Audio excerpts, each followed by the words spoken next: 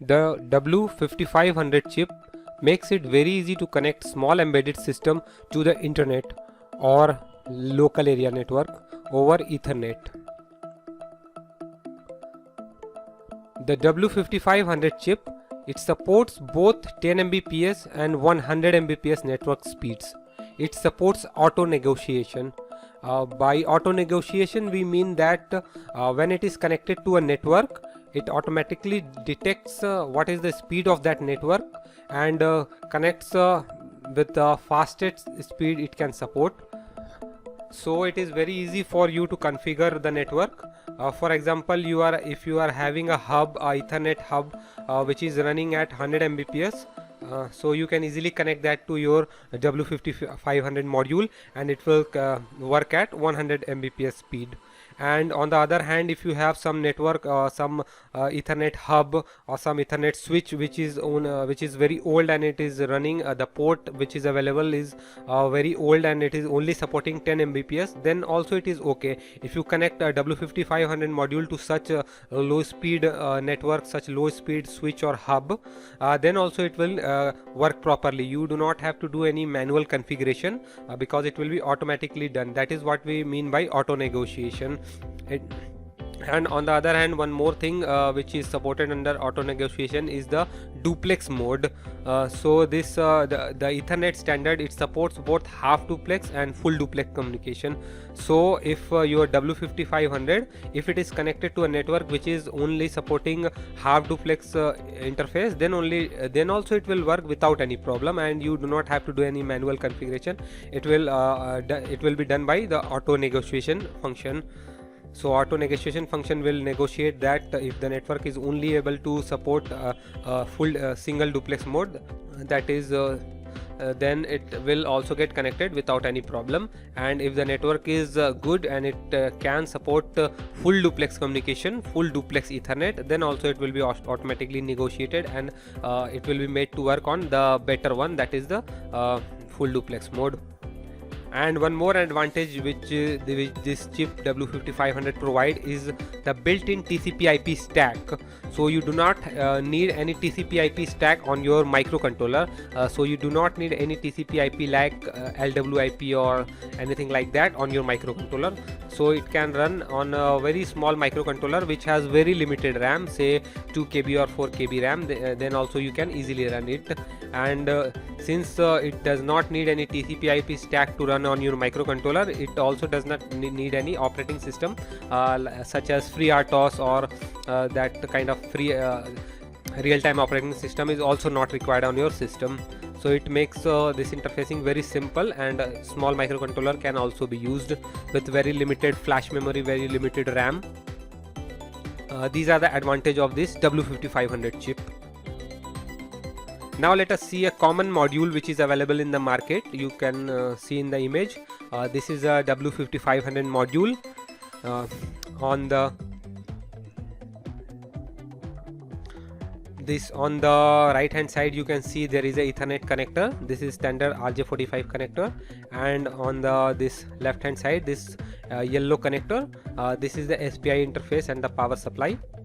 This goes to the microcontroller. This is a very small microcontroller. This is a very small module, and here in the center you can see the W5500 chip.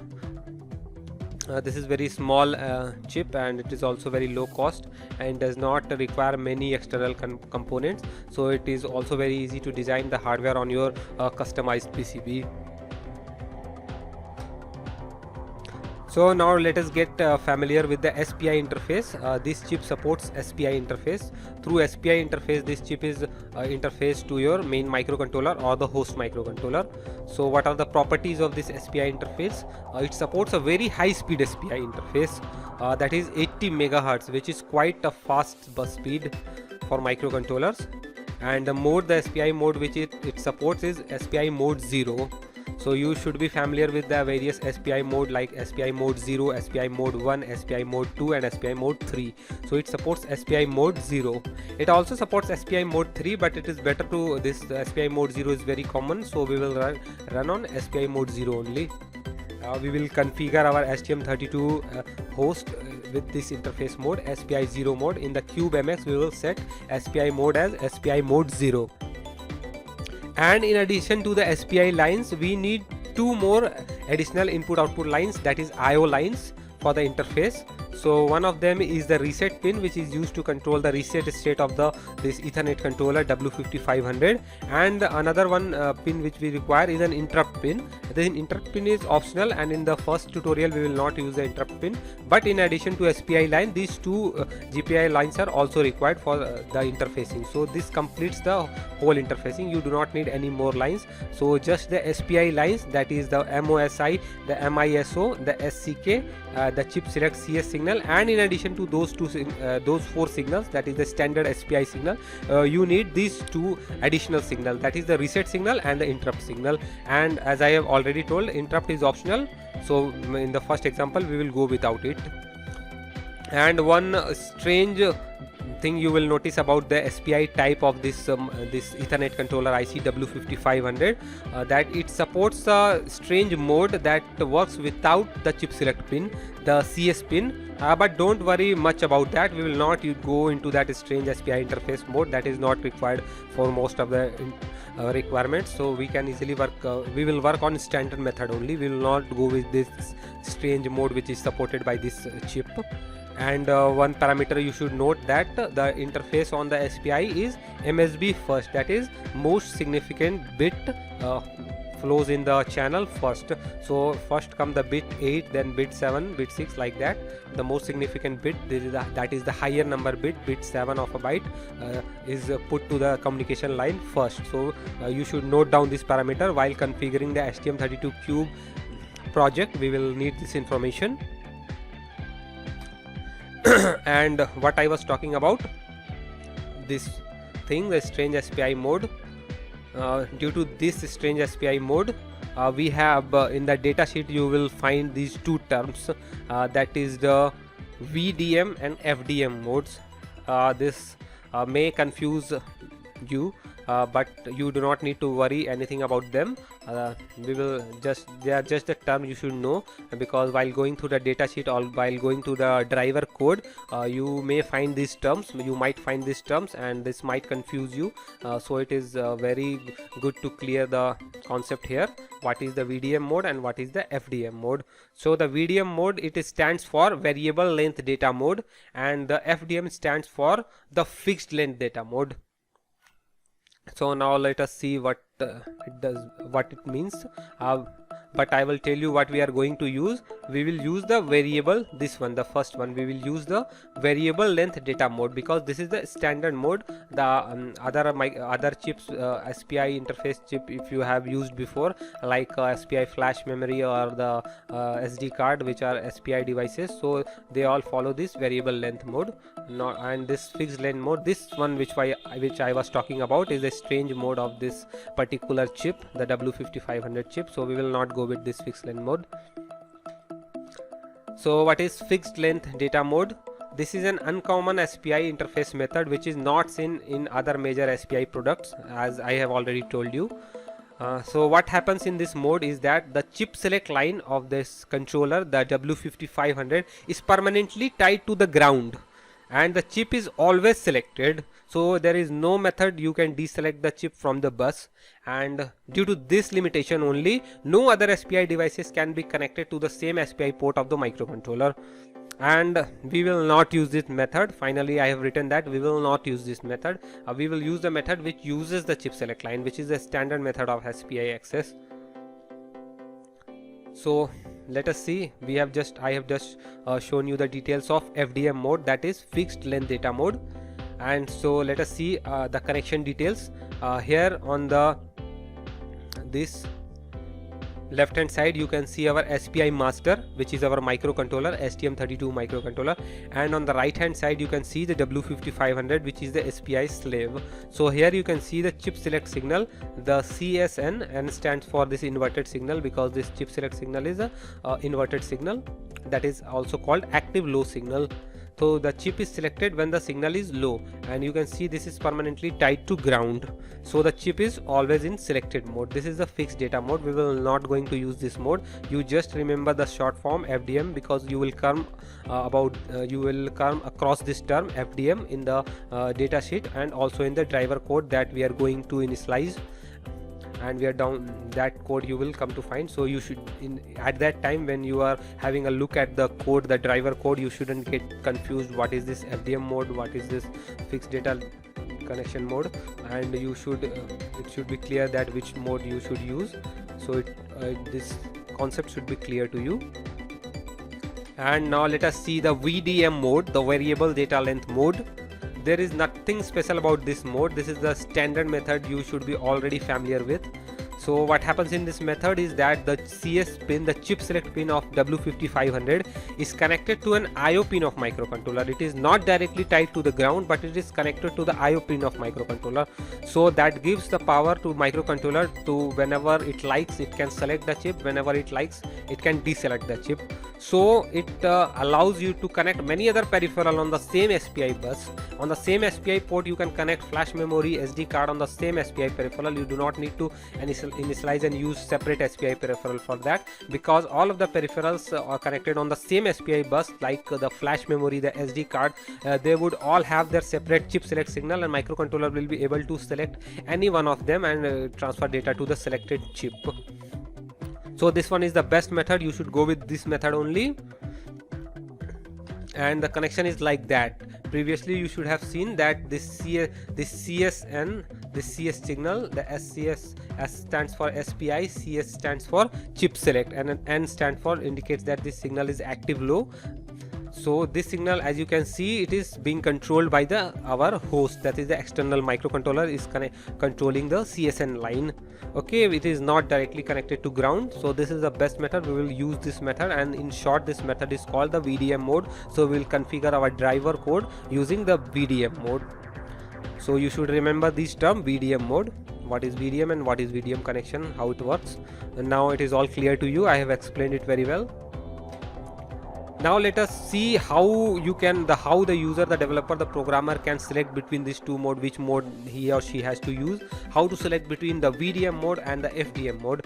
So as you can see, while transferring, this is the SPI frame which is being sent from the microcontroller to the controller chip, that is W5500. So you can see here there is three phases. First one is the address phase, the second one is the control phase, and the last one is the data phase. So first the address phase goes, which is 16-bit. Or 16-bit address is sent, and as you can see, I have already told MSB is sent first. So bit 15 is being sent first, and bit 0 is being sent at last. And you have to focus here, this control phase, this 1 byte, that is from bit number 0 to bit number 7. This is the control byte, and the last 2 bit, the op mode, this controls the VDM or FDM mode.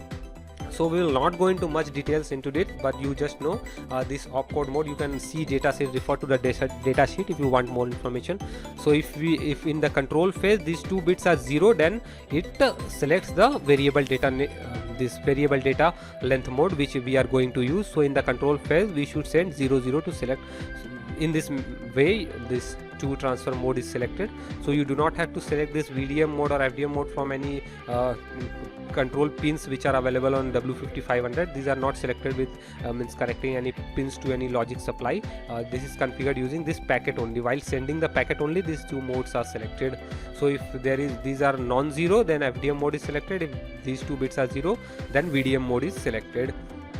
Actually in the FDM mode, fixed data length mode, these two bits dedicates the number of bytes that will follow in the data phase, and while on the VDM mode you can send as many data bytes on this data phase, and this data phase is terminated when the chip select signal, that is the CS signal, that is deasserted.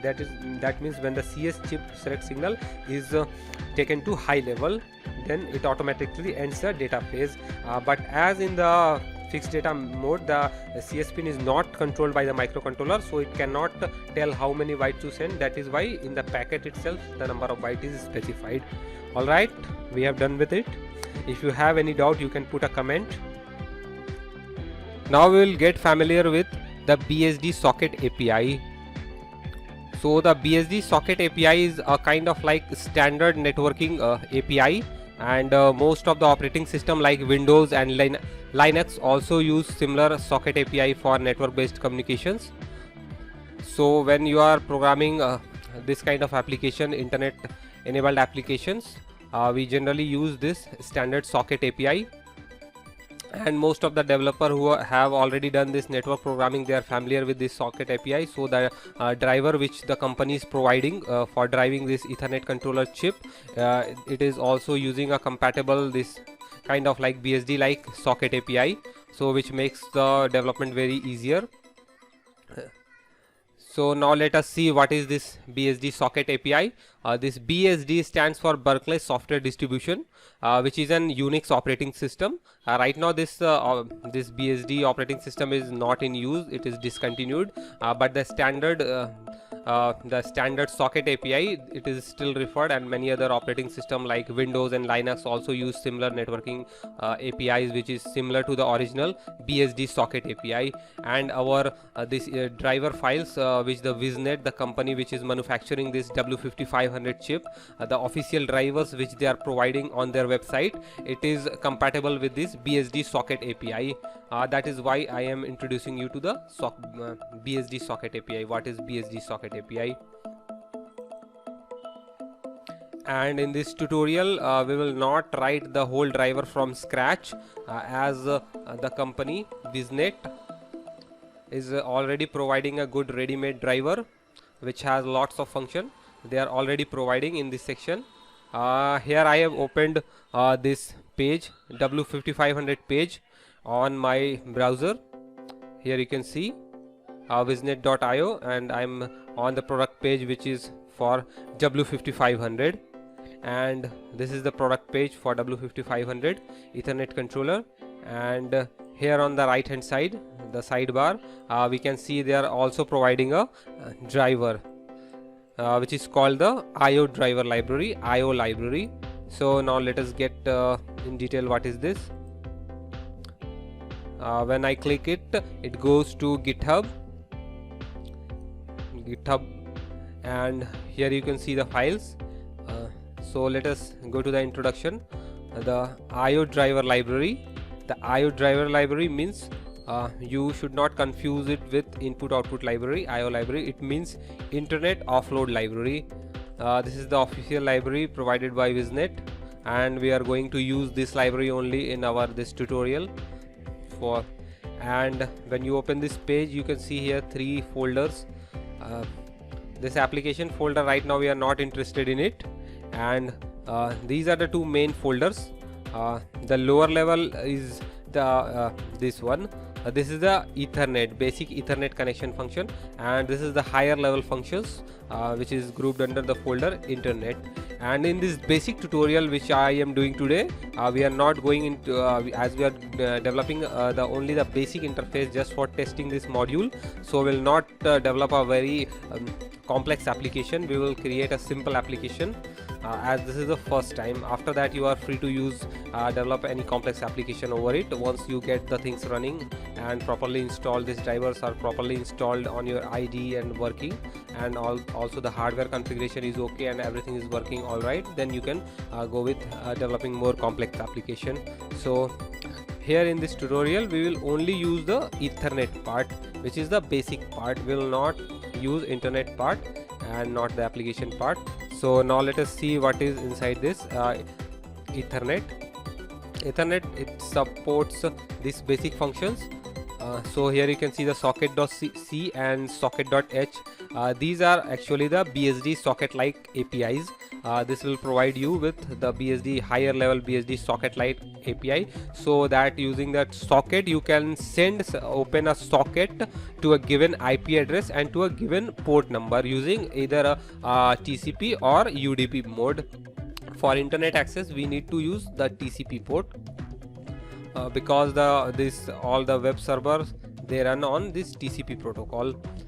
So all this socket creation, socket data sending, data receiving, all are done using this BSD like socket API, and these are grouped under this file socket.c and socket.h. These are the high level function file that we use in our application programming for sending data to a remote socket or receiving data from a remote socket. We can create either a client or server, and we can do data transfer using standard BSD like socket API. So this is very nice to program, very easy to program.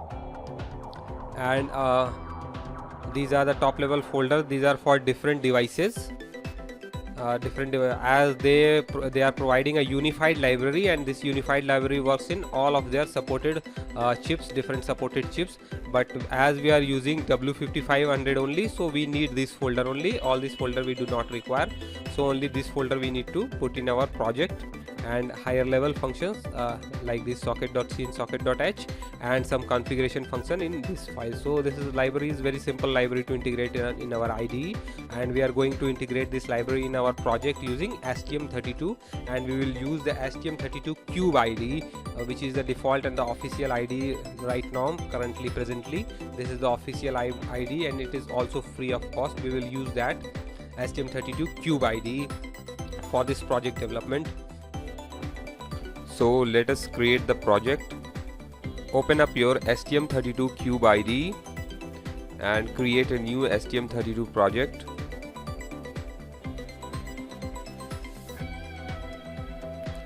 Here select the microcontroller of your choice.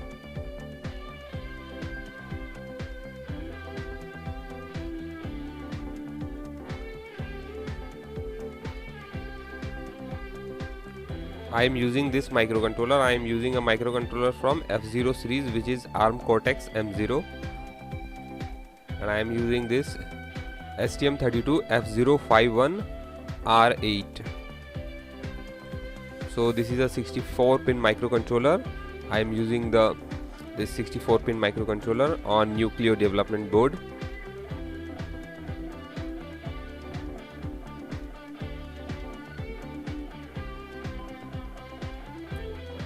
So here I am selecting this the version which has this T prefix.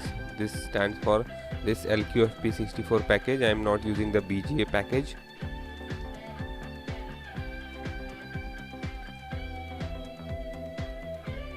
And enter your project name.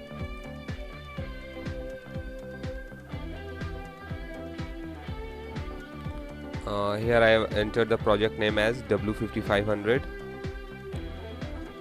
These options should be like this: target language C, target binary type executable, and target project type STM32 Cube project.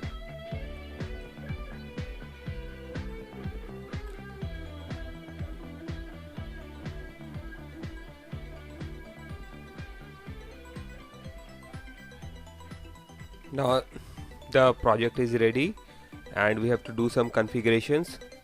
So as I am using the F0 series, first thing you need to do, go to this system core section, and from there go to this sys system, and we have to enable this debug serial wire. Debugging should be enabled by default. As you can see here, these two pin become enabled, this SDIO pins, the SW clock and SDIO pin. These two are for connecting with the ST-Link debugger. And the second thing you should do, my board is running on external crystal, but the actual Nucleo development board does not have built-in crystal. There is a point for connecting crystal, but when the new Nucleo board arrives you from the factory, they have not mounted the crystal there, so the crystal is not present there. But I recommend to run this example on maximum speed and an external crystal. So you should better solder the external crystal and also the two capacitor near it to enable this external crystal configuration. And after connecting the external crystal, we have to enable it from here. Go to the RCC section, that is reset and clock controller, and by default the external high speed crystal is disabled. We have to enable it, and we have to select crystal or ceramic resonator as our HSC, that is high speed clock. And after that we have to do the clock configuration. Go to the clock configuration tab, and here we have to get the maximum possible speed of this microcontroller. By default this microcontroller is running at 8 megahertz, which is very slow, and it can go up to 48 megahertz. So I will change the clock setting here to run my microcontroller at 48 megahertz. So here you can see the clock tree, the clock diagram. Here is our crystal, and you should put physically you should solder a 8 megahertz crystal here, if you want to follow the setting which I am going to tell now. Otherwise you have to do modification so that you can get the required clock speed. So my clock input clock frequency is 8 megahertz, and here this is the PLL, the phase lock loop, which multiplies the frequency, and my PLL source is currently, this is HSI by 2. HSI stands for the high speed internal RC crystal. This one you can see this option is selected, HSI PLL source. So we have to change the PLL source. The source of the PLL means this frequency multiplier, the phase lock loop, its input is HSI, this one, but divided by 2. So I will change it to HSE, that is high speed external. Here I have changed, and now it is also receiving 8 megahertz, but it is receiving that 8 megahertz frequency from an external crystal, which is far more accurate than this internal HSI crystal. So here we have 8 megahertz input in our PLL, and multiplier we will select so that we can get 48 megahertz.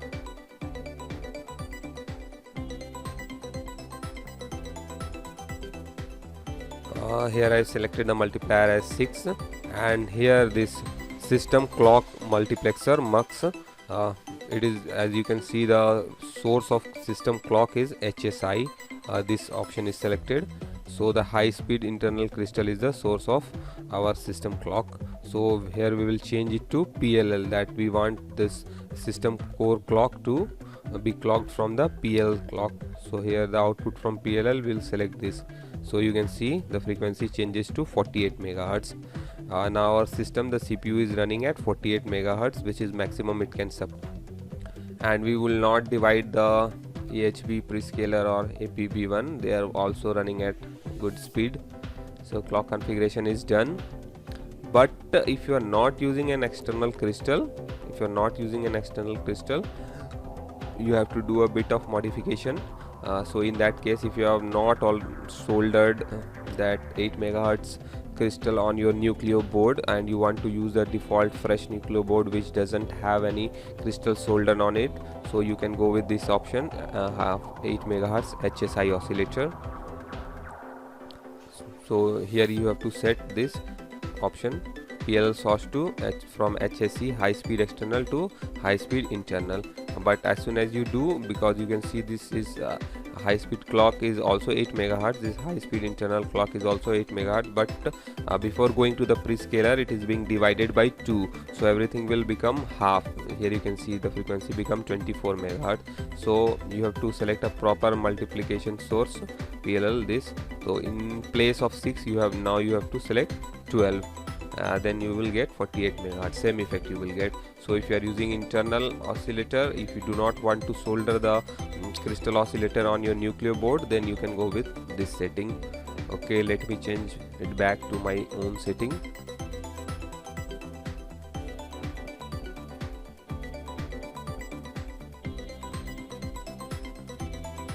Done. Now we will configure the SPI which is required for this interfacing. For that you have to go inside this connectivity section, expand this connectivity section, and from there you can select the SPI. So in my microcontroller there are two SPI ports, SPI 1 and SPI 2, and you are free to use any one of them as per your board. So here I am, in this example I am selecting SPI 1. And here in the configuration tab, mode, here you have to select this one, master mode, full duplex master mode. And this hardware NSS signal, that is the slave select signal, it should be disabled. We will control the slave select, that is the chip select pin, using software, not through this hardware. And here in the bottom you can see the configuration of SPI1. It should be configured like this, frame format. Here is the frame format. It should be Motorola and not TI Texas Instruments. It should be, the frame format should be Motorola frame format. And this area you have to configure data size. The data size by default is selected 4-bit, but you have to select this as 8-bit. And as you should have remembered, initially I have told that the transfer is most significant bit, that is MSB first. So you have to select this mode, MSB first mode, and this is also the default mode. And now you have to configure the clock parameter, the prescaler, to generate the serial clock SCK from the main clock. So here you have to select the divider, the factor by which the main clock, that is our 48 megahertz clock source, will be divided to get the SCK, that is the serial clock of this SPI port. So if you select the divider as 2, it will result in 24 megahertz, because 48 megahertz divided by 2 is 24 megahertz. But as per the limitation of this hardware in my F0 microcontroller, the baud rate cannot be more than 18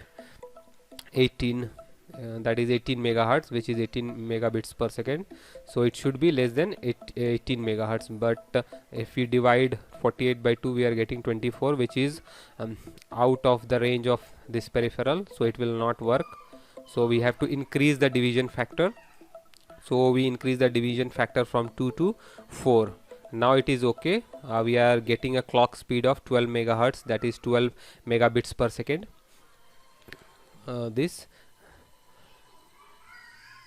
And here you can see I have selected the divider as 4. So 48 divided by 4 is 12. And the clock polarity, it should be low, and the clock phase should be the first edge, one edge, that is one edge. And advanced parameter we do not need to configure. Advanced parameter, that is CRC calculation, should be disabled. This slave select mode, it is enabled, and this this one NSS signal type is software, I have already told you before. So we have to configure our this SPI like this. And here you can see that these pins of SPI peripheral, SPI1 peripheral, have become enabled in this pin view. So you can see these are the pins which you need to connect to your Ethernet controller W5500. So here is the SPI1 SCK pin. This will be connected to the SCK pin of your module. So it is PA5 and PA6 is MISO. This will get connect to the same pin, that is MISO of your module, that is your W5500 module. In the same way, this PA7 will PA7 whose function is MOSI, that is master out slave in, so it will get connected to the same pin, that is MOSI. These are while connecting, you make sure you do not cross this connection, that is you do not connect the MISO to MOSI of your controller, Ethernet controller. It will get connected to the same pin where it is labeled MISO. Both your microcontrollers MISO and the Ethernet controllers MISO will get connected, and your microcontrollers MOSI pin will get connected to the MOSI pin of W5500. So this completes our connection. And in the beginning of this tutorial, I have already told you that in addition to these SPI pins, we also need two general purpose input output pin for connecting with the reset and the chip select pins. So we will now configure that also. And I have connected the CS pin to PA1 pin. So let us configure that. Where is the PA1 pin? This is the PA1 pin. This is connected to the chip select, which is printed on the PCB as like SCS, which is the chip select or the slave select line.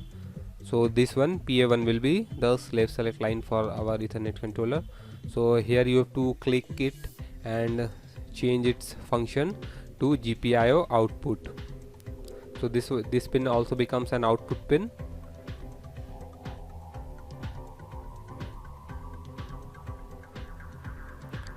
And this will get connected to the chip select line of W5500. And one more pin. This is PA0. This we will connect to the reset line. So we will also make it an GPIO output type. So these two pins are done. Connect this PA0 pin to your reset pin of your W5500 chip. So we are all done with the SPI configuration and the GPIO configuration. I have also discussed the connection. So we are almost ready to integrate the library, the IO driver library, the Ethernet offload driver library, which is the official library from Viznet. We will add the support file to our project, this STM32Cube project, and then we will create the main function and a small test function to send some data over TCP socket. Okay, so now we will go and integrate the library. So first you have to save this project, and when you save the project, this Cube ID will ask you whether you want to generate the code or not. So you have to click yes.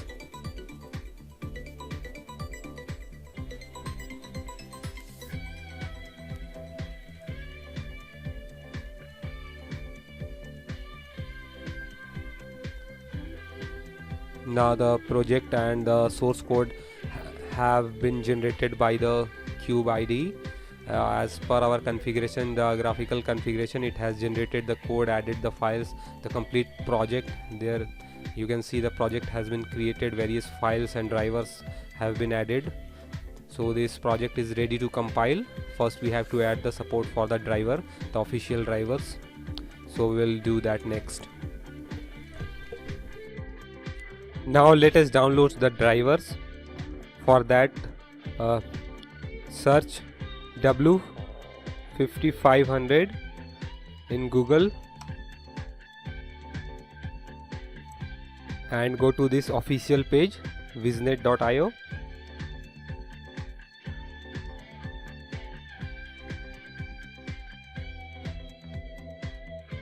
Here is the official page from Viznet, and this is the product page. And here from the right hand side you can download the IO library. Download this one, IO library, which stands for Internet Offload Library. IO Internet Offload Library. It will take you to the GitHub page and there are two main folders and download this whole package.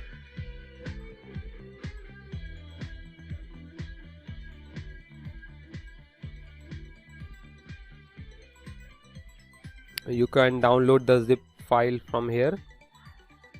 Download.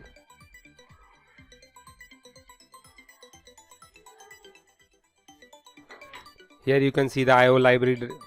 This library has been downloaded, and let us open this. Here you can see this is the I have opened the zip file, and inside it is a folder, and I have already told you this.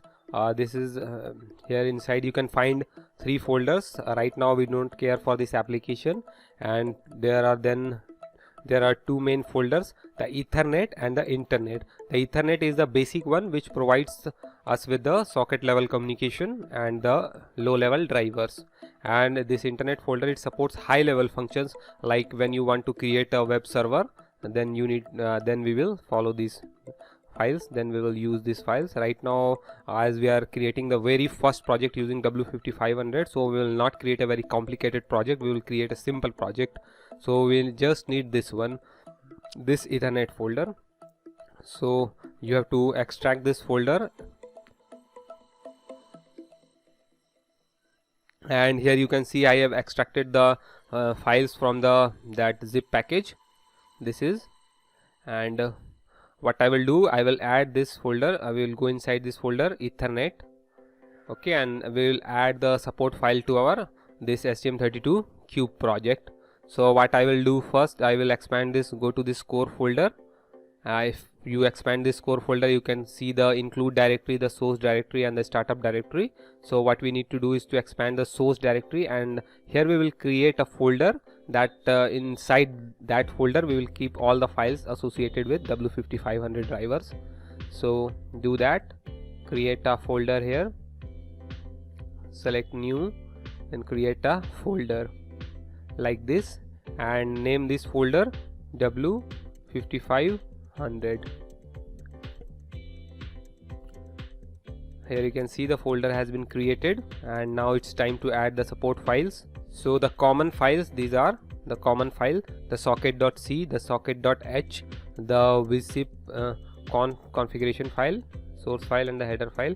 These are the common files. These are not associated with any specific hardware chip like 5100 or 5500. So these are common files. So we'll copy these 4 files. We do not have to copy this documentation, the CHM help file. These 4 files we have to copy. So you can select it from your using this explorer.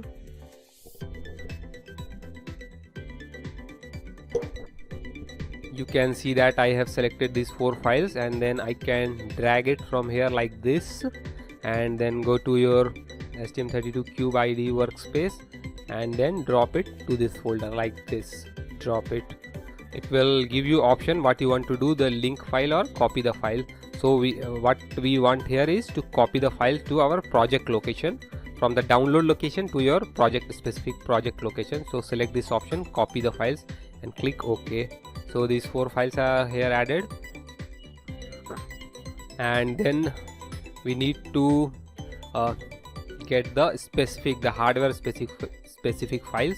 So as we are using this 5500 chip, so I will copy this folder. Be sure not to rename this folder. The folder should be like that only, and drag it from here to your workspace, and like this to your W5500 folder. Again you have to do the same thing, copy files and folder. Done. So these are added, these are hardware specific, and these are general purpose. So now we have imported all the files which are required. These are driver files and the socket layer files, and before we begin we have to do some small configuration, some setup. So open this file, vzchip conf.h, the header file. Here you can do some configuration, but defaults are also okay. One thing which you need to define is this one, the model of the which chip you are using. And as you can see, the default file you download, you get this W5500 selected only, but at the later time if you download the driver and this have been changed by the author, so you have to have a look here and make sure that it is 5500 only. So you should visit this file vzchip conf.h and make sure proper chip is selected here.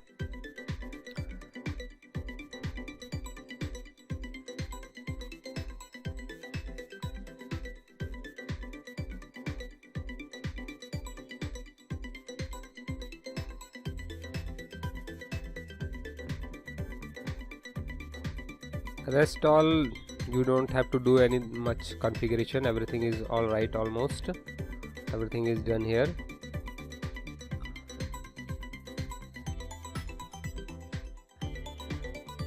Files are okay almost. Now as we have created this new folder W5500 inside our source folder, and we have to configure our project such that the files are able to find their include and source files properly, because right now if you compile it, it will give some error while including some files like this. When it tries to include some files like socket.h, something like this, you will get some error. so we have to include those files. Means we have to configure this project, this STM32Cube project. Right click it like this, select properties, and then here go to C++ this build option, and then to setting, and here is the assembler and here is the compiler. So in compiler tab means the compiler area, you have to define the include directories. These are the include path. Some include path have already been defined by STM32Cube ID, so we have to add 2 more include locations. Like this you can select, and you have to enter this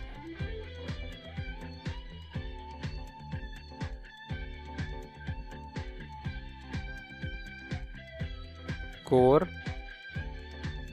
/ and src again /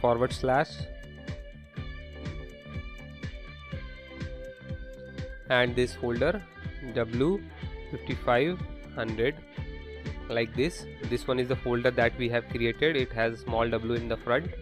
This folder we have to define, and you also keep copy it because once again we will need it, and click OK. So this have been added to our list of include directories. While including files, the compiler will look into these locations. One more location you need to add, and this one is the one more directory W5500, which contains the actual hardware drivers of W5500. So we are keeping it inside this like this W5500. This folder correspond to this one, this folder. So now the include directories have been properly added. You can click apply and close. Now let us get familiar with the architecture of this driver, the driver that we have just downloaded, the Ethernet offload driver from the official VisNet website. So how this driver actually works, that we need to understand before we get started, before we integrate this driver into our STM32 project. So now let us get started. So what is it? The code that we have just downloaded, the driver code, what is it? It is a pure C code. So this code can be compiled using any C compiler for any platform, like STM32 or LPC, or maybe even smaller architectures like 8-bit AVR or PIC microcontroller, or even the old 8051 microcontroller. This same code can be compiled by any good quality C compiler without any problem. That is why they have kept this as a very pure C code, and it does not contains any microcontroller specific code, because if it contains any microcontroller specific code, then it will not be able to be compiled by any other compiler. For example, if we include any code that is specific to the STM32 microcontroller, or any code that is specific only to the AVR microcontroller, then we will not be able to compile this driver on another platform. So those codes are kept separate from this driver code that we have just downloaded. Any microcontroller related code is not inside this, any of the C files inside this driver. So what is the thing? So it's our duty to provide those low level functions, those low level functions which do SPI transactions, the functions which send data through SPI or receive data through SPI. It's our duty to write those functions. So these are very small code, very small amount of code writing you have to do only, and it will complete the driver. So you can tell that you can say that this driver is not complete, a part is not there, a part of the puzzle is not integrated. So it's our duty to create that part of the puzzle and integrate into it this driver to make it the full driver, the complete driver, a workable driver. So it's our duty. So now let us see what code we need to write. What code we need to write? First we need to write the SPI and GPIO initialization code. Before the SPI and GPIO could be used, they need to be properly initialized. So we have already done this through the CubeMX GUI, the graphical user interface. We have already done this. We have used the graphical user interface to configure the SPI as per our need. In the same video previously I have shown you how to do that. So initialization have already been done, and the STM32 Cube ID, it has generated the code for us. So this part is over, and this part is completely done. That is the initialization part, which in the code which initializes the SPI and the GPIO. This is already done. So it was our duty to provide this code, and we have done our duty, and this code has been written successfully. So now let us see what is the second requirement. The second requirement is a function which sends a byte through SPI. We need a function which takes an argument, a single byte, and sends it through the actual SPI port. So the implementation depends on the specific microcontroller, because this specific part of the code is dependent on the actual microcontroller, the actual peripheral, SPI peripheral. That is why this code is not included in the driver. It's our duty to provide this function, because it is different. The method we use to transfer a byte on AVR microcontroller platform is different from what we have to do in STM32 platform or any other platform. That is why it's our duty to provide this function. And what is the second function? The second function is the extension to this function. So what is this function? A function which sends a number of bytes through the SPI in one go. So this is called a burst transaction. You can tell in the driver file they refer it like a burst transaction. Burst, B-U-R-S-T, burst. In a burst, it sends a number of bytes, which is actually an array. So a function is required which send multiple bytes, a number of bytes, an array through SPI in one single go. Alright, in the same way, two read functions are required. A function to receive byte through SPI, the function which actually reads a byte on SPI bus and sends it to the microcontroller, to the driver code. A function is required. We need to write this function. And similarly another function is required which helps the driver code to read a number of bytes in one go, in single go. It helps the driver code read a number of bytes through the SPI port. So the driver function tells you that please give me n number of bytes, read n number of bytes directly in the SPI port. The n can be like 5 or 6, something like that. So you have to do that. You have to write the code which successfully do that request from the driver code. It actually reads that many number of bytes from the SPI bus and hand those bytes to our driver code, the IO driver which we have just downloaded, the Ethernet offload driver. It hands over those actual data to the driver for processing. And one function we need to provide to control the CS, that is the chip select IO pin. This function helps the driver code gain control of the CS pin, and whenever the driver code tries to assert or deassert the pin, it calls this function. These two functions, one function makes the CS pin low, which means it asserts the CS line, it selects the chip, and another function is which releases the CS function. It releases the chip, it deasserts the chip, and for deasserting, for deselecting, it makes the CS line high, because the CS signal is actually an active low signal. So when the signal goes low, then the chip is selected. When the signal goes high, the chip is deselected. It is inverted function. So we need to provide this function. And also this implementation differs from microcontroller to microcontroller. The code is different for STM32 microcontroller than for the PIC microcontroller or the AVR microcontroller. That is why it's our duty to provide this, right, this small function which controls the CS line. And finally we need an overall initialization function which does a variety of function. It takes few steps for actual initialization of this driver to work properly, and I am going to discuss this in very detail, so stay tuned.